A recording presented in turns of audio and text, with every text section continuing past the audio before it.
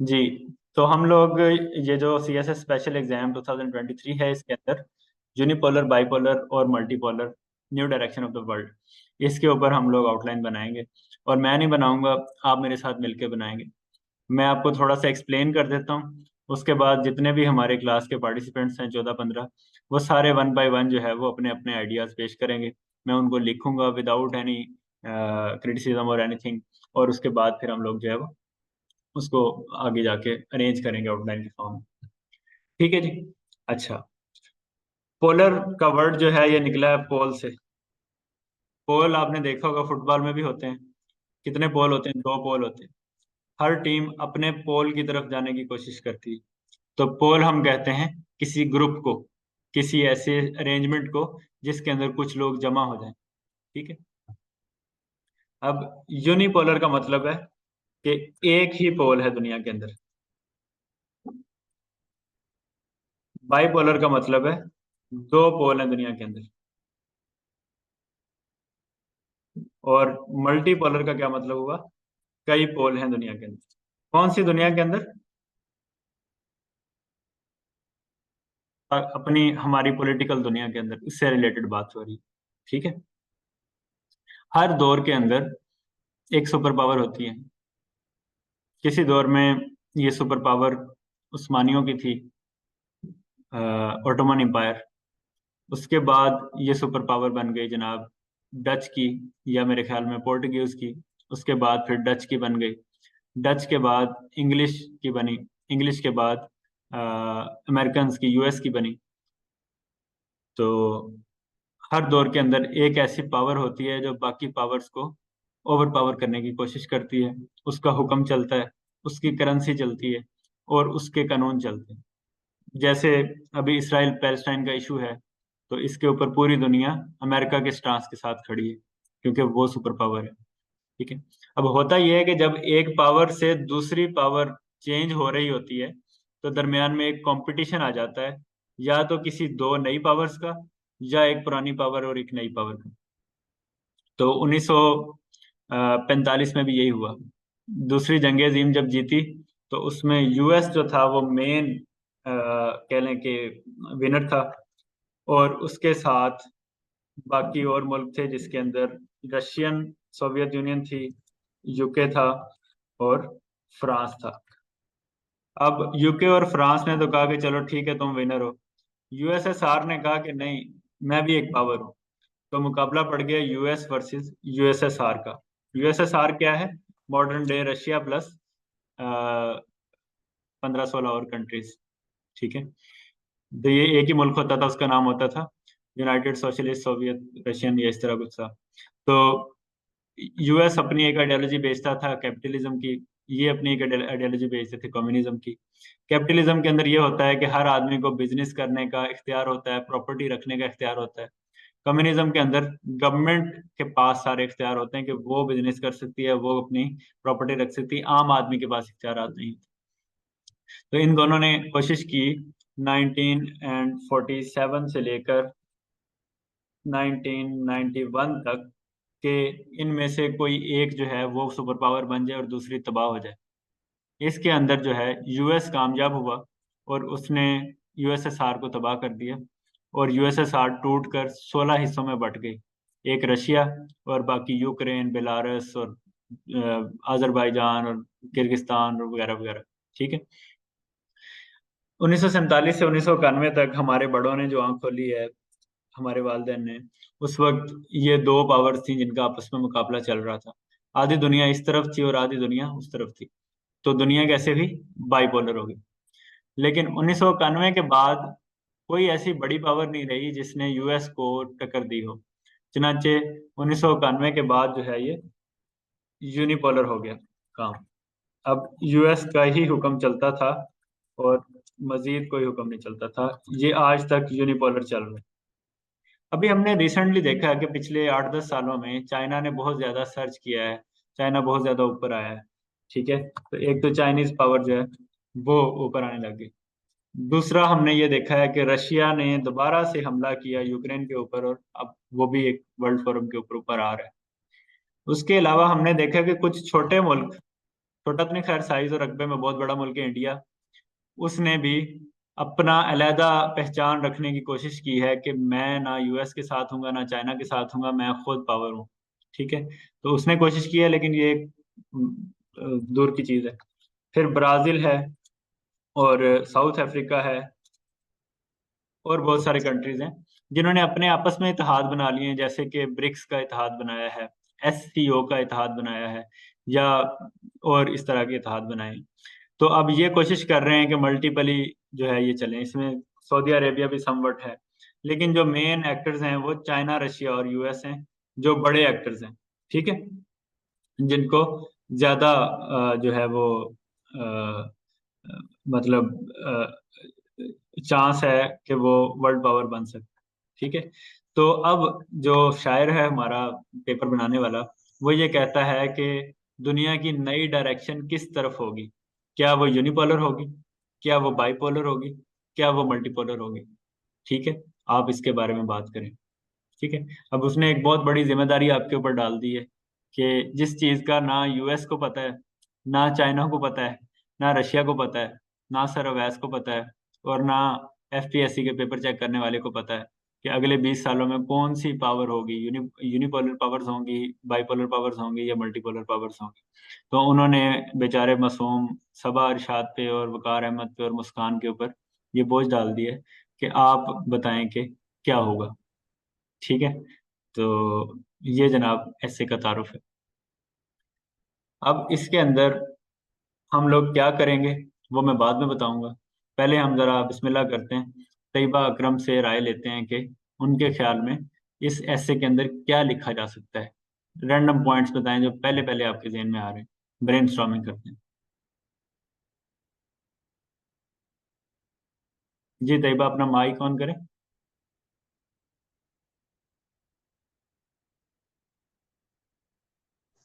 अस्सलाम वालेकुम सर। जी वालेकुम सलाम। तैयबा कहाँ से हैं आप? सर मैं लाहौर से। अच्छा, और डिग्री कौन सी की आपने? सर बीएस ज्योग्राफी, कहाँ से? पंजाब यूनिवर्सिटी। पीयू से की है। सही। जी सर। अच्छा, किस साल में पास आउट हुई हैं आप? सर अभी अगस्त में ही मेरा कंप्लीट हुई डिग्री। अच्छा, तो आपका तो वो जी कॉरिडोर सर। में डिपार्टमेंट था। हाँ जी। सही सही सही। ठीक। अच्छा, तो आप ये बताएं कि आपने ज्योग्राफी के अंदर पढ़ा होगा, तो आपके ख्याल में क्या इस ऐसे के अंदर लिखा जा सकता है? रैंडम पॉइंट्स जो रफ पॉइंट्स ज़हन में आ रहे हैं वो बताएं। सर मुझे तो समझ ही नहीं आ रही टॉपिक।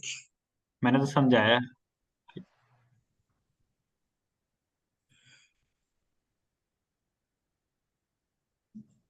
सर मेरे ज़हन में कुछ नहीं आ रहा है इसके बारे में।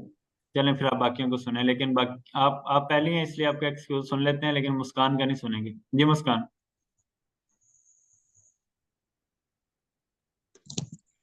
जी सर। हाँ जी, आपके जहन में क्या आ रहा है, क्या क्या बात की जा सकती है इस ऐसे में? सर पहले तो ये बताएंगे कि यूनिपोलर बाइपोलर मल्टीपोलर होता क्या है। ठीक है। In my understanding because sir as I told you before कि मुझे आउटलाइन ब्रेकडाउन में थोड़ा प्रॉब्लम होता है। कोई मसला नहीं, अभी आप सिर्फ जो आपके जहन में पॉइंट्स आ रहे हैं वो बताएं, रैंडम रैंडम, वो बाद में आउटलाइन बनाएंगे। Okay sir. और सर उसके बाद फिर जो है करंट हम सिनेरियो बताएंगे कि किस तरह से यूएस जो है पहले तो था एक मतलब ये कि हेजमनिक था, लेकिन सर अब चाइना का जैसे ही राइज हुआ है तो उसके बाद बाइपोलर के चांसेस थे। अब जब रशिया का हुआ है देन वो मल्टीपोलर की तरफ जा रहा है। तो सर करंट सिनेरियो बताएंगे। अच्छा, उसके बाद? सर उसके बाद फिर ये सर ये हो सकता है कि सर किस तरह से यूएस का डिक्लाइन हुआ है, चाइना ने किस तरह से राइज किया है। सर क्योंकि पहले तो बाइपोलर को ही बताएंगे ना हम कि चाइना का राइज हुआ किस तरह से। ठीक है, ठीक हो गया, ठीक हो गया। Rise of China. चलें, ठीक हो गया मुस्कान, थैंक यू। अब वकार अहमद की बारी आती है। वकार अहमद, आप बताएं क्या जहन में आ रहा है आपके, स्पेसिफिक पॉइंट्स होते हैं। जी सर, इसमें हम लिख सकते हैं ब्रिक्स एमरजेंस, ब्रिक्स की जो एमरजेंस हुई है। हम्म। डी डॉलराइजेशन की के चांसेस हैं, क्योंकि उन्होंने अपनी एक करेंसी भी लॉन्च कर दी है, या मेरे ख्याल से उन्होंने अनाउंस किया हाँ, है शायद अनाउंस किया। R5 के नाम से। डी डॉलराइजेशन क्या होती है? डॉलर डॉलर की का इन्फ्लुएंस कम हो जाना दुनिया से, जैसे भी हर तजारत जो है वो ट्रेड जो है वो डॉलर में हो रही है ना, हम्म। तो इससे ये शिफ्ट हो जाएगी, एक नई करेंसी के आने के चांसेस हैं। ठीक है। इसका जी फायदा ये सर। होगा कि फायदा ये होता है किसी भी करेंसी के ऊपर लाने का कि जी सर। सुपर सुपर पावर का स्टेटस करेंसी के साथ ही रहता है। ठीक है। तो यूएस का स्टेटस इसलिए बड़ा है कि उसकी करेंसी हर जगह चलती है। वो जब चाहे उस करेंसी के अंदर आपसे चीजें मांग सकता है, और जब चाहे आप लोग जो है वो जी उसके अंदर। अब हमारे पाकिस्तान के अंदर क्या मसला है? डॉलर नहीं है ना। अगर डॉलर हो ही ना जी सर। ये वाली करेंसी, तो पाकिस्तान के मसले हल हो जाए। ठीक है, कोई और करेंसी हो में भी। ठीक है, तो जो हेजिमनी क्रिएट करता है वो अपनी करेंसी लेके आता है, कहता है मेरी करेंसी चलेगी। ठीक है। ये एक मुहावरा भी है कि इस महफिल में तो फलां लड़के की करेंसी चलती थी। ठीक है, ये आपको मे भी पेपर में पूछा भी जाए, ईडीएम के करेंसी क्या होती है वगैरह। तो वो यही है कि किसकी बात मानी जाती है। करेंसी यही होती है। करेंसी क्या होती है? करेंसी के ऊपर लिखा होता है कि ये इतने पैसे इसके हमारे बैंक में पड़े हुए हैं, हम लिहाजा को मुतालबा पर अदा करेगा, ये लिखा होता है हर नोट पे। तो यूएस की करेंसी है तो इसका मतलब है कि यूएस के पास सारा पैसा और सारी दौलत है। अच्छा, इसके ऊपर करंट अफेयर्स के अंदर मैंने बड़ी डिटेल के साथ डॉलराइजेशन के ऊपर लेक्चर तैयार किया हुआ है। ठीक है।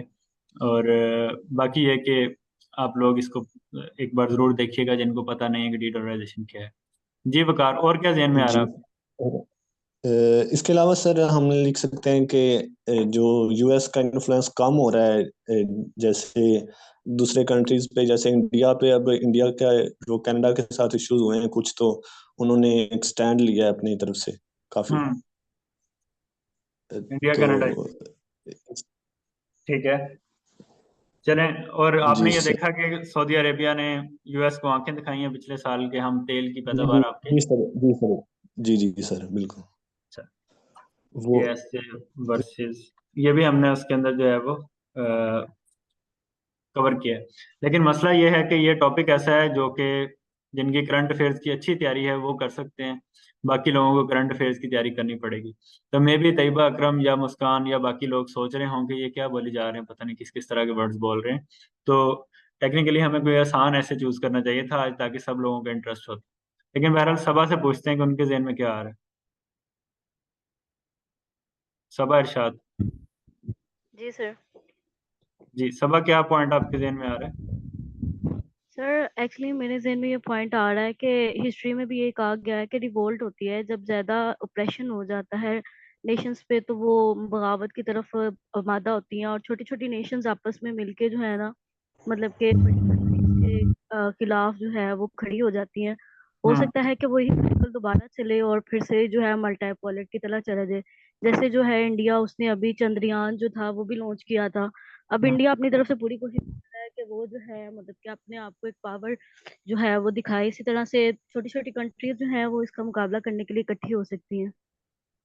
ठीक। इंडिया साइंटिफिक पावर कह सकते हैं। ठीक हो गया। ठीक हो गया। जी मोहम्मद अवैस, आपके जहन में क्या आ रहा है? सर मेरे जहन में ये आ रहा है कि जो है ना सर, वो मल्टी पोलरिटी तो मैं नहीं कह सकता कि वो हो रही है।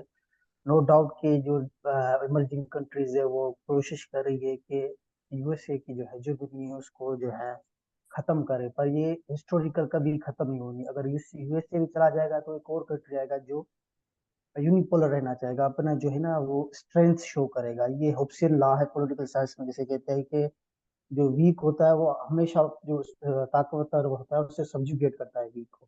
ठीक है। सो करंटली तो सर ये नजर नहीं आ रहा है कि यूएसए अभी स्टेप डाउन हो जाएगा।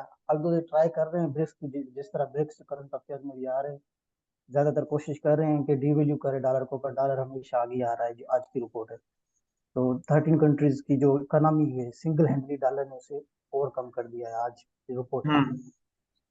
सही। तो मल्टीपोलर इस सेंस में ये कि ये जो है अपोजिशन है सर, ये तो रोमन एम्पायर के वक्त में भी थी, या दूसरी जो छोटी स्टेट्स भी थी, ये हम्म। मल्टीपोलरिटी होती रही है। लेकिन हमेशा जो है ना वो व्हाइट एलिफेंट एलिफेंट ही रहेगा अभी करंटली, यही हालात है जब तक कोई उसे एक अगला रिप्लेस ना करे। मोहम्मद तो अवैस, मेरी आप तो फिलोसफर है, आपने बड़ा अच्छा पॉइंट दिया है। सर, तो इस हिसाब से मेरे हिसाब से तो सर ये यूनिपोलर ही रहेगी, लेकिन कोशिश इमर्जिंग पावर कर रहे हैं, मे बी ये कंबाइन होकर कोशिश करें उनको हटाने की, पर ये अभी पॉसिबल नहीं है, क्योंकि ठीक। जो इकोनॉमी की जिस तरह है वो तकरीबन 3-4 गुना ज्यादा है इवन चाइना से भी। नहीं, इकोनॉमी तो 2026-27 में चाइना ओवर पावर कर लेगा यूएस की। मिलिट्री पावर हम कह सकते हैं कि चाइना की कम है, और इन्फ्लुएंस कंट्रीज के ऊपर कम। इन्फ्लुएंस टेक्नोलॉजी और सर ये हाँ, टेक्नोलॉजी वगैरह इन चीज़ों में कम है चाइना का इन्फ्लुएंस। ये ठीक, थैंक यू वैस, बड़ा अच्छा पॉइंट दिया आपने। हम लिख देते हैं कि technology and military strength of China is lesser than US. ठीक। अच्छा जी, उसके बाद हम आगे चलते हैं, रिजवान से पूछते हैं कि रिजवान के माइंड में क्या है। जी अस्सलाम वालेकुम सर। वालेकुम अस्सलाम। रिजवान, क्या हाल है? जी अल्हम्दुलिल्लाह सर, खैरियत से। जी रिजवान, कहाँ से हैं आप? सर मैं सरगोदा से हूँ। सरगोदा से हैं। आप भी मलिक हैं? नहीं सर, हम ही हैं। आप मलिक नहीं हैं? अच्छा, तो रिजवान बताएं क्या पॉइंट ध्यान में आ रहा है आपके? सर मेरे ज़हन में ये पॉइंट आ रहा है कि जब आप पहले बताए सुपर पावर्स मतलब बढ़ रही हैं, तो तब तक ये चीज़ इस जो है न्यूक्लियर पावर या वो चीज़ जो है इस एक्सट्रीम लेवल तक नहीं थी। तो मैं ये कहता हूँ कि लेवल पर अगर बड़े लेवल पर कोई जंग वगैरह होती है, तो वो दुनिया को मतलब अल्लाह ना करे तबाही की तरफ धकेल सकती है। उसमें ये नहीं है कि दो बड़ी पावर्स का आपस में नुकसान होगा, उसमें हम्म। ये है कि पूरी दुनिया ये है कि बहुत ज्यादा जो है ना दुनिया पीछे चली जाएगी। ठीक हो गया, अच्छा पॉइंट है आपका। सर अच्छा जी, जिले हुमा के ज़हन में क्या चल रहा है?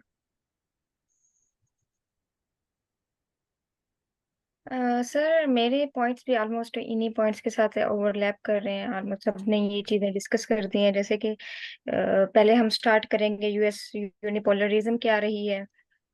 फिर डिस्कस कर सकते हैं कि यूनिपोलरिज्म अब डिक्लाइन की तरफ जा रही है, जिसमें यही रशिया, चाइना, इंडिया ये as major poles, power poles के तौर पे अपने इमर्ज हो रहे हैं। हम्म। और इसमें यही करंट अफेयर्स के इश्यूज डिस्कस कर सकते हैं, जैसे ब्रिक्स हुआ, G20 समिट हुआ इंडिया में, और हम्म। ये सारी चीजें जो हो रही हैं ये ठीक। एक्चुअली इन्फ्लुएंस, यूएस का इन्फ्लुएंस जो है वो ओवरऑल ग्लोबली कम करने में रोल प्ले कर रही हैं। ठीक है। फिर हम आ सकते हैं इस तरफ, ये भी डिस्कस कर सकते हैं मल्टीपोलरिज्म हिस्ट्री में रही है। जैसे एक स्टूडेंट ने अभी डिस्कस किया कि ऑटोमन एम्पायर, रोमन एम्पायर्स के टाइम पे भी ये चीज देखी गई थी।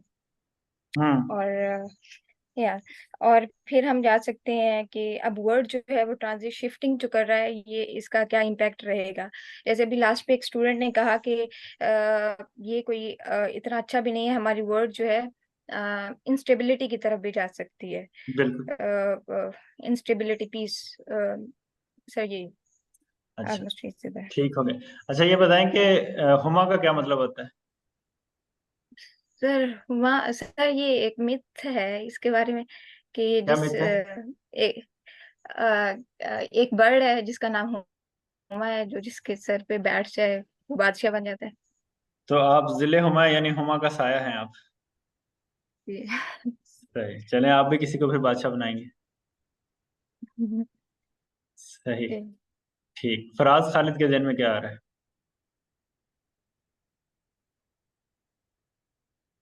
अस्सलाम वालेकुम सर। जी वालेकुम अस्सलाम। सर मेरा तो इतना नॉलेज नहीं है, लेकिन जितना पढ़ा है थोड़ा बहुत न्यूज़ पेपर वगैरह, तो उससे ये लगता है कि यूएस इकोनॉमी की बेस पे सुपर पावर बना था। तो ऐसा ऐसा यूएस का मतलब जो चाइना है और रशिया है, ये अब चाह भी रहे हैं कि ट्रेड जो है वो अपनी करेंसी में हो, जिस तरह रुबेल या युआन में। तो इन द फ्यूचर क्या हो सकता है कि चाइना, और कुछ रिपोर्ट भी है कि चाइना वर्ल्ड पावर मतलब पावर बन जाएगा, पावरफुल सुपर हम्म। पावर। हम्म। उसके बाद इंडिया भी इन्फ्लुएंस अपना बढ़ाता जा रहा है। अगर देखा जाए तो उसकी पॉपुलेशन भी बढ़ रही है, रिपोर्ट्स हैं हम्म। कि चाइना से भी ज्यादा बढ़ चुकी है। तो इस लिहाज से इंडिया भी मतलब आलमी मंडी बन जाएगी कि वहाँ पे ट्रेड हो ज्यादा से ज्यादा, और इंडिया भी मतलब रशिया के साथ रूबेल में और चाइना के साथ युआन में इस तरह में ट्रेड करता है। तो मतलब इन द फ्यूचर जिसकी इकॉनमी सबसे बेस्ट होगी वो सुपर पावर होगा, तो उसमें ये देखता है कि मल्टीपोलरिज्म हो। ठीक हो ठीक हो गया। Thank you Faraz. इतरत बतूल के पास क्या पॉइंट है? हेलो अस्सलाम वालेकुम सर। जी वालेकुम। इतरत जरा ऊंची आवाज से बोलो।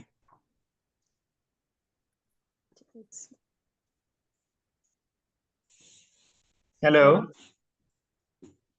Yes sir. आपकी इतरत लगता है आपने खाना नहीं खाया रात का। नहीं खाया। अभी फिर आपकी आवाज ऐसी ही है। नहीं सर, खाना तो नहीं खाया। सर इसमें ये हम लिख सकते हैं ना कि लैक ऑफ यूएस इन्फ्लुएंस की वजह से क्या हो रहा है कि यूएस के कंपटीटर्स बढ़ रहे हैं। यूएस के कंपटीटर्स बढ़ रहे हैं, इसका मतलब है कि यूएस को भी कंपटीशन बढ़ेगा, ओवरऑल वर्ल्ड ऑर्डर में कंपटीशन बढ़ेगा, न्यू ठीक हो गया। इनोवेशंस आ सकती हैं या ट्रेड में हो सकती है, कंपटीशन हो सकता है, न्यू ट्रेड, इकोनॉमी में कंपटीशन होगा, इकोनॉमी बढ़ेगी। ठीक ठीक ठीक हो गया। Thank you. और रिजवान के पास क्या पॉइंट है? सर मैंने वो पहले डिस्कस कर दिया कि आपका हो गया डिस्कस। जी दुआ के पास क्या पॉइंट है?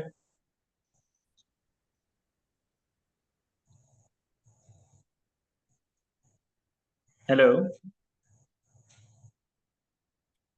सादिक हुसैन के पास क्या पॉइंट है?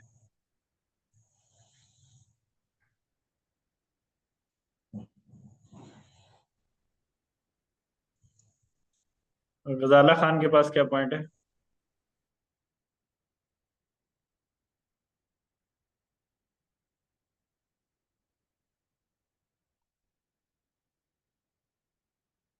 हेलो।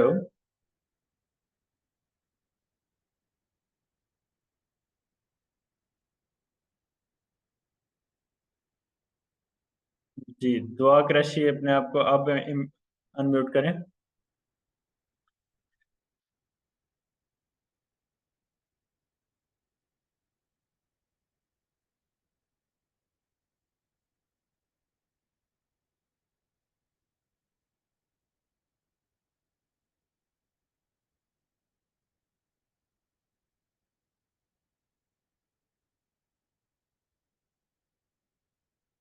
आई थिंक दुआ की तरफ कोई इशू आ रहा है। मैं तो अनम्यूट कर रहा हूँ, वो नहीं कर रहे। ठीक है चलें, अभी मुझे 2 मिनट दें। मैं इधर ही हूँ और हम फिर इसके बाद इसकी नीट आउटलाइन बनाने की कोशिश करते हैं।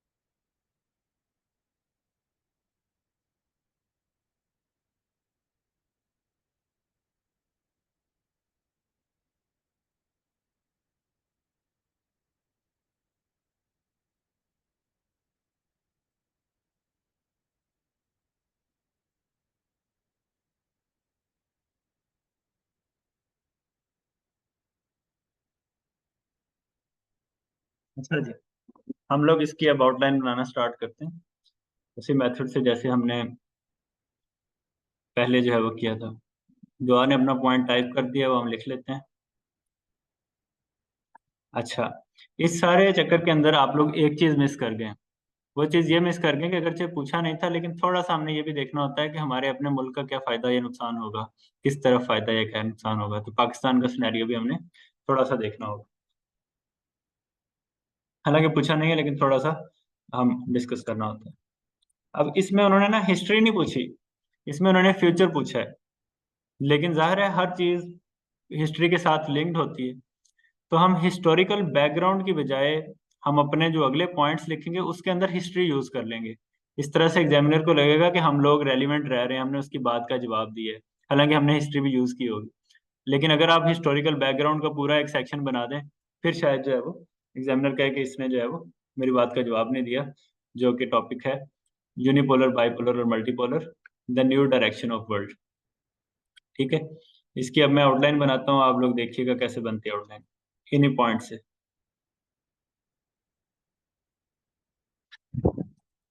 ठीक हो गया। सबसे पहले आप नंबर 1 लिखते हैं और लिखते हैं इंट्रोडक्शन।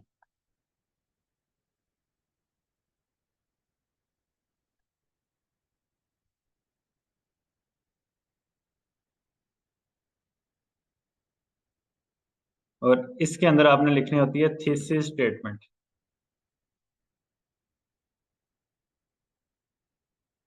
थीसिस स्टेटमेंट अभी क्योंकि हमने बनाई नहीं है, लेकिन जब आप बना लेंगे तो आप नीचे ऐसे लिख देंगे। ठीक है, जो आपने अपने इंट्रोडक्शन के अंदर थीसिस स्टेटमेंट लिखी होगी, जब हम पढ़ेंगे तब आप लिख देंगे। अभी फिलहाल आप इसकी जगह खाली छोड़ सकते हैं।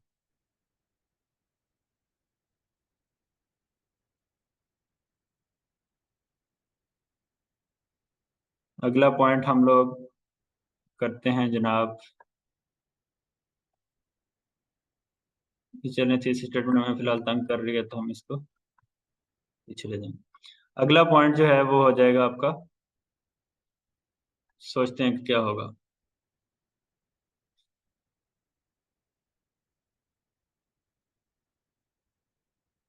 ये आप लिख सकते हैं अगला पॉइंट के how the dynamics of world powers are changing. इसके अंदर आप लिखेंगे राइज ऑफ, पहले लिखेंगे डिक्लाइन ऑफ द यूएस, उसके बाद लिखेंगे राइज ऑफ चाइना, उसके बाद लिखेंगे राइज ऑफ या रिसर्जेंस ऑफ रशिया, और फिर आप लिखेंगे न्यू पावर्स, या हम लोग चाहते हैं कि सेम वर्ड की जो है रेपिटेशन ना हो, राइज ऑफ रीजनल पावर्स। इसके अंदर आप लिखेंगे इंडिया, और एक आधा और मुल्क बेशक लिखते हैं जो आपको लगे। आप रीजन के अंदर अगर देखें तो ईस्ट एशिया के अंदर इंडिया एक बड़ी पावर है, और साउथ अफ्रीका लिख लें अगर आपको पता है, अगर नहीं पता तो फिर आप डायरेक्ट वही चीज लिख लें। ठीक है, या मेरे ख्याल में rise of other regional powers के नाम से सिर्फ लिखें, उसके अंदर वैसे जिक्र कर दें कि कौन कौन सी पावर्स किस किस तरह से आ रही हैं। ठीक हो गया, तो ये आपका हो जाएगा पॉइंट नंबर 2। उसके बाद आप चलेंगे आगे, आप कहेंगे कि issues being faced by the world due to change of polarity। इसके अंदर आप लिखेंगे चाइना यूएस की ट्रेड वार, डी डॉलराइजेशन,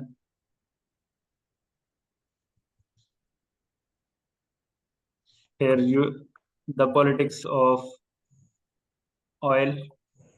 ये क्या था, ये लास्ट ईयर सऊदी अरेबिया ने अमेरिका को आंखें दिखाई थी कि तुम्हारी मर्जी पे हम लोग नहीं चलेंगे, हालांकि हिस्टोरिकली सऊदी अरेबिया जो है वो इसका दोस्त रहा है। Russian attack on Ukraine,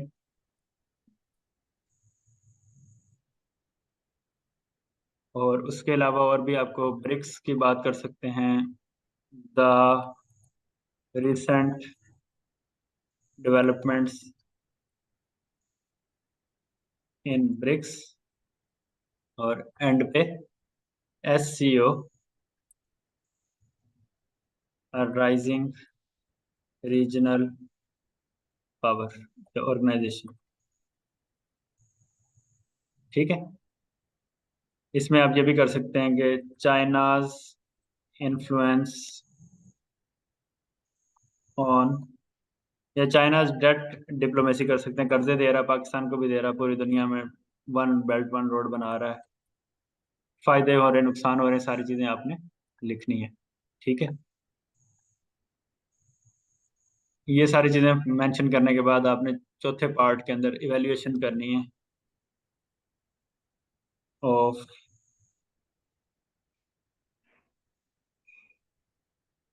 future options. इसमें लिखना है how the world can remain unipolar. इसमें बताना है कि क्या पता अमेरिका जो है वो दोबारा से जीत जाए। How the world can become multipolar, और how the world can become bipolar. Unipolar में आप ये बताएंगे कि अमेरिका ही अगर इन सब पे ओवर पावर कर जाए तो यूनिपोलर ही रहेगी, और क्योंकि उसके पास टेक्नोलॉजी है, उसके पास अच्छी मिलिट्री है, वगैरह वगैरह। बाइपोलर तब होगी जब चाइना या रशिया में से कोई एक ऊपर आ जाए, जिसमें से ज़्यादा चांसेस चाइना के ऊपर आने के। और तीसरी चीज़ ये है कि मल्टीपोलर हो, चाइना का पैसा हो, रशिया की मिलिट्री हो, और यूएस भी एक पावर रहे। ठीक है, तो एंड पे आप लिख सकते हैं new direction of the world and Pakistan. इसमें आप तीनों का कर लेंगे, अगर यूनिपोलर होगा तो ये होगा, मल्टीपोलर होगा तो ये होगा, वगैरह वगैरह होगा तो ये होगा। ठीक है, या आप ये भी कर सकते हैं कि रोल ऑफ, यार यूएन के रोल की जरूरत नहीं है क्योंकि इन कामों में यूएन की नहीं चलती, और एंड पे आप कंक्लूजन कर सकते हैं। ठीक है, तो ये एक छोटी सी जो है आपकी आउटलाइन बन जाएगी, जिसके अंदर हम पूरी दुनिया के हालात को एक मुट्ठी के अंदर जो है वो बंद कर देंगे। अच्छा, अब इसके अंदर जब भी आप आउटलाइन बनाते हैं तो जैसे मैंने ये गिनती का हिसाब रखा है, मेन हेडिंग 1 2 3, सब हेडिंग्स ए बी सी, और सब हेडिंग्स अगर आपने करनी है तो वो आई और वगैरह वगैरह के साथ, इस तरह। ये आपने हमेशा अपने ध्यान में रखना है। ठीक है, ये एक आउटलाइन ऐसी आउटलाइन है जो मैंने अभी वक्ती तौर पे बनाई है। ठीक ठीक है, ये दुनिया की आखिरी आउटलाइन नहीं है, और ये दुनिया की सबसे खूबसूरत आउटलाइन नहीं है। ये इससे ज़्यादा खूबसूरत आउटलाइन आप बना सकते हैं विद स्टडी और विद प्रेजेंटेशन।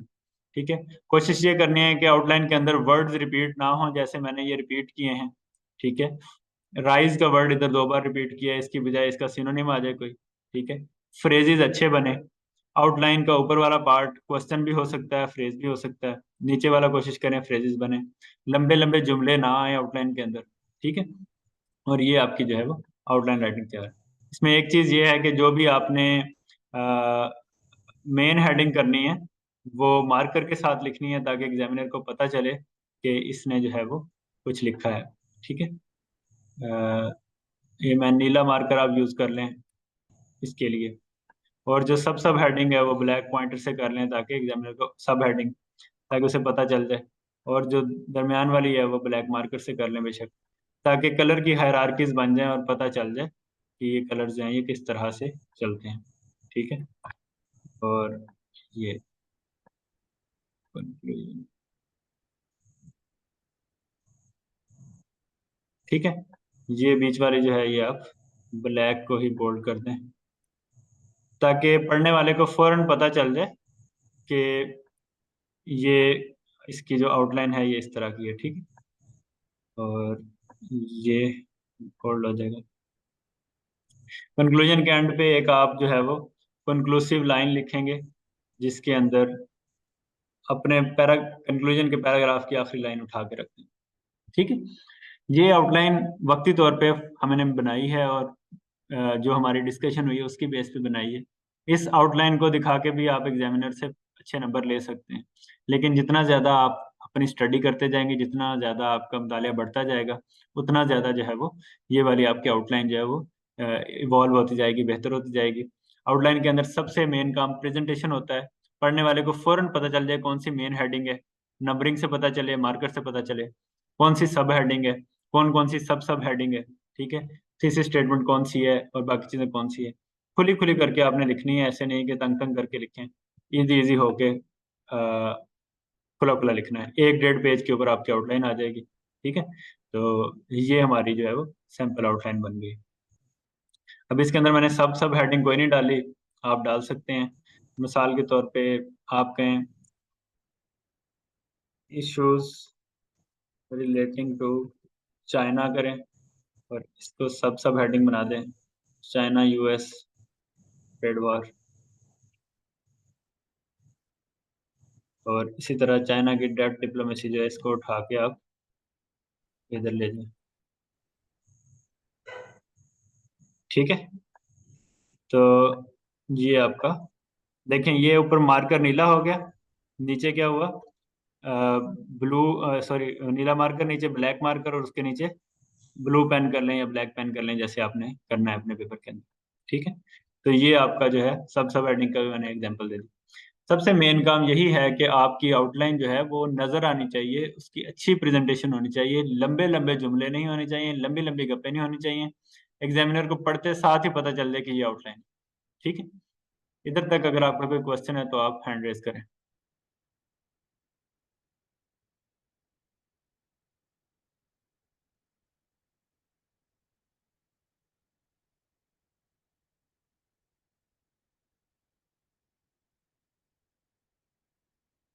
जी मुस्कान, क्या क्वेश्चन है आपका? सर मेरा क्वेश्चन ये है कि sir thesis statement, is it necessary कि हम थीसिस स्टेटमेंट लिखें एनी हाउ पेपर में? नेसेसरी तो है, आउटलाइन में लिखनी है या नहीं लिखनी आपकी मर्जी है, लेकिन थीसिस स्टेटमेंट तो सब कुछ बताएगा। और ये कुछ भी नहीं होती, ये सिर्फ आपने अपना मशवरा देना होता है कि मेरे ख्याल में मेरा पूरा ऐसे जो है वो इस चीज़ के गिर्द घूमता है, इन पॉइंट्स के गिर्द घूमता है। सर फिर वो हम इंट्रोडक्शन जब लिख रहे होते हैं तो सर उसमें तो वो सारा हम बता देते हैं ना कि हमारे ऐसे में हम आगे कहने क्या वाले हैं, फिर सर आउटलाइन में थीसिस स्टेटमेंट जरूरी है? क्योंकि नहीं सर देखें, 8-1 थीसिस। देखें जरूरी कोई नहीं है। अगर आपसे अच्छी थीसिस स्टेटमेंट बने तो उसे आउटलाइन में लिख दें, अगर आपको लगता है कि अच्छी नहीं बनी आपसे ना लिखें। आउटलाइन में लिखने का मतलब यह है कि एग्जामिनर को पता चल जाएगा कि आप किस माइंड के साथ ऐसे अटेम्प्ट कर रही हैं, ठीक है। इस तरह वो किसी गलती का शिकार नहीं रहेगा, वो उस तरह से जहन बना के आपको ऐसे चेक करेगा।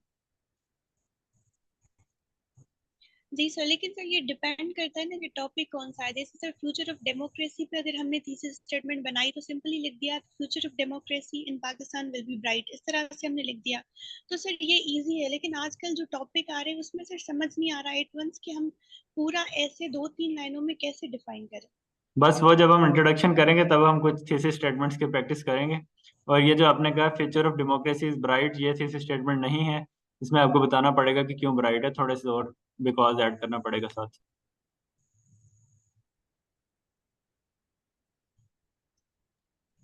Okay okay sir, thank you. And sir दूसरा एक छोटा सा क्वेश्चन और था कि सर आपने कहा कि पाकिस्तान का पर्सपेक्टिव हमें देना होता है, फिर सर टॉपिक में वो भले ना पूछे, हमें पाकिस्तान के हवाले से देना है? हाँ, अगर आपको लगता है कि आपके पॉइंट्स कम हो रहे हैं तब आप दे दें, या आपको लगता है कि आप अच्छा पाकिस्तान का पर्सपेक्टिव लिख सकते हैं दे दें, अगर नहीं तो फिर रहने दें।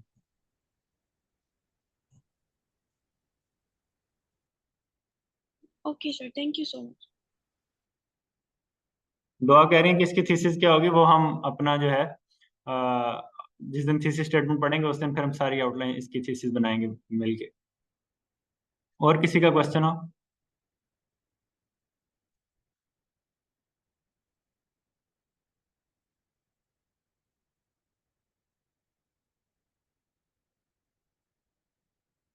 कोई क्वेश्चन नहीं किसी का?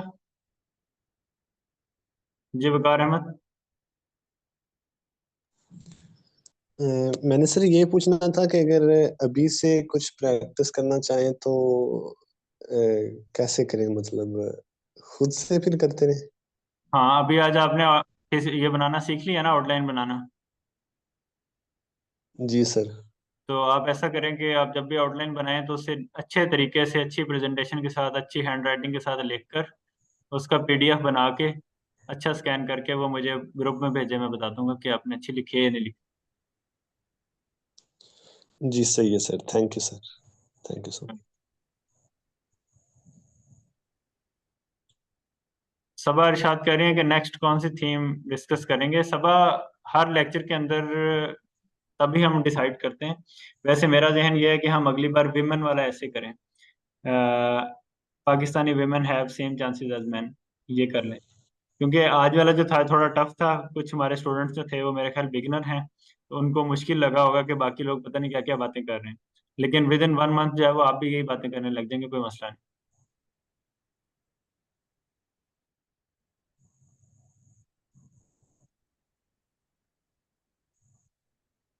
ठीक है जी, अगर कोई और क्वेश्चन नहीं है मजीद तो हम लोग इधर लेक्चर एंड करते हैं। और अब आपने खुद ऐसे की थीम्स जो हैं वो करनी है तैयार, और बाकी चीज़ें जो हैं वो हम नेक्स्ट लेक्चर के अंदर आगे देखते हैं। अगले लेक्चर के अंदर दोबारा से हम एक आउटलाइन बनाएंगे, ठीक है, इसी पैटर्न के ऊपर। और मैं एक्सपेक्ट करूंगा कि आप सब लोग इसी तरह से पार्टिसिपेट करें जैसे आपने आज किया है। सर आपसे एक छोटा सा सजेशन लेना था। जी जी।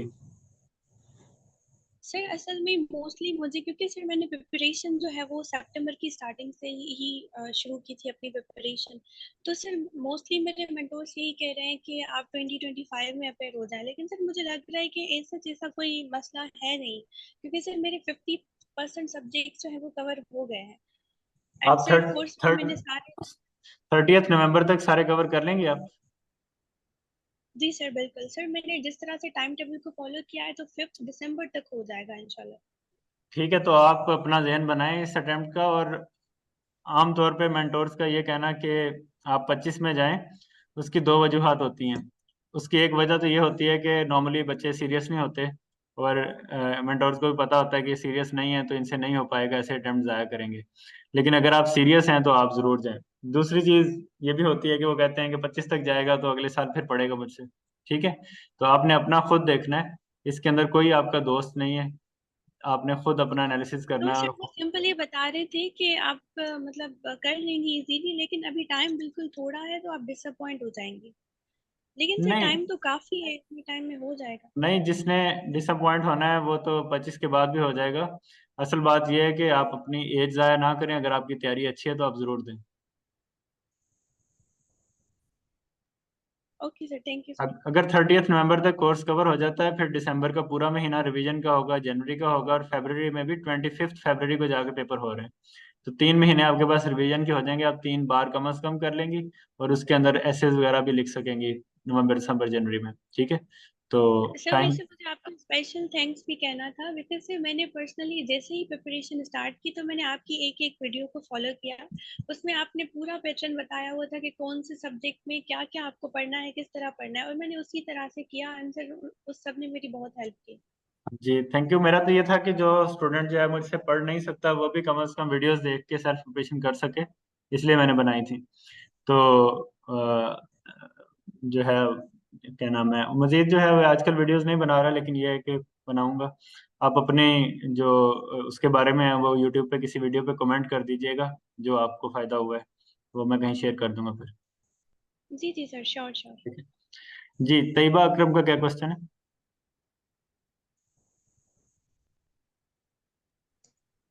सर जैसे आज थोड़ा टॉपिक डिफिकल्ट था, तो मुझे तो इसके बारे में नहीं पता था, तो मैं इसको कैसे लेकर चलूँ? आप करंट अफेयर्स की तैयारी कर रही हैं? बिल्कुल सर, अब नहीं, मैंने तो अभी तो स्टार्ट ही लिया है ना। आपने मेरे वाला कोर्स इनरोल किया हुआ करंट अफेयर्स का? यस। जी सर। तो आप ये करेंगे, आज जाकर ना आप शुरू कर दें इधर से वीडियोस देखना। ठीक है, जी जी जी जी इसमें आप अगर आज वाला टॉपिक समझना है तो आप इंट्रोडक्शन टू वर्ल्ड मैप देखें, ये जो नज़र आ रहा है आपको। जी उसके जी बाद आप China and Indian ocean region की पॉलिटिक्स वाला देखें। जी उसके बाद आप ये रशिया यूक्रेन इशू वाला देखें, और यूएस एंड यूरोप, ये 4 मॉड्यूल देखेंगे जी ना तो ये आपका करंट अफेयर्स भी तैयार हो जाएगा और आज वाली चीजें भी आपको समझ लगने लग जाएंगी। ठीक है, जी सर। जी सर, थैंक यू सर। बाकी चीजें हो रहे हैं तो आहिस्ता आहिस्ता होता है। शुरू में हमेशा ऐसे ही होता है, इंसान जो है वो कर जाता है। मुझसे अखबार नहीं पढ़ा जाता था स्टार्ट में, लेकिन ये है कि जब ये चीजें कवर हो गई, आपको बैकग्राउंड पता चल गया, फिर आप कुछ भी कर सकते हैं। जी सर। जी सर, थैंक यू। वेलकम। जी, सादिक हुसैन का क्या क्वेश्चन है?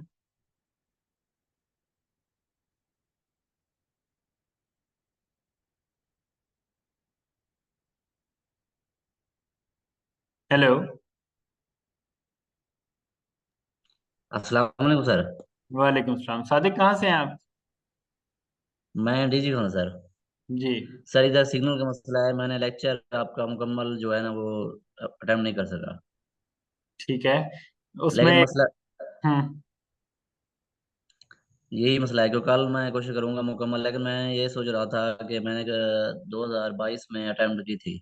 हम्म ऐसे और परेसी का मसला था, हम्म इसी के इसी की तैयारी करनी थी। और हम्म ये 2024 का मेरा इरादा है, ये अटेम्प्ट करने का इरादा है। हम्म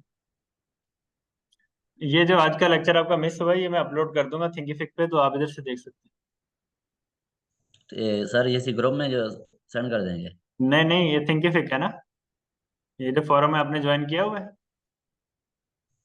नहीं सर, मैंने वही ग्रुप से जो लिंक सेंड किया था ना, हाँ उसी से मैंने ज्वाइन किया है। हाँ, उसी उसी में ऐड करेंगे ना, उसी में इंग्लिश में ऐड कर देंगे। ठीक है सर, उधर से क्योंकि वो जो लेक्चर में थे ना, वो आपने कहा था कि आउटलाइन बनानी है, वो किस टॉपिक की बनानी है जो दिया हुआ था? यूनिपोलर, बाइपोलर और ये मल्टीपोलर, इसी के पे बनाना था या कोई और है? किसी सबसे आसान टॉपिक जो आपको लगता है उसकी बना लें, लेकिन असाइनमेंट नहीं दी थी। अगर आपने बनानी है तो आप बनाइए, अगर आप जो है वो नहीं बनाना चाहते कोई मसला नहीं। किसी ने कहा था कि मैं चेक करवाना चाहता हूँ, तो मैंने कहा था बना के भेज देना। सही, मैंने सर लेक्चर मुकम्मल नहीं देखा, यही इसलिए पूछ रहा था सर। ठीक ठीक ठीक। चलें ठीक है सादिक, ऑल द ठीक। बेस्ट। और हम लोग लेक्चर को इधर एंड करते हैं। जो लोग पाकिस्तान अफेयर्स वाले हैं वो कल, उनका लेक्चर है 9 बजे।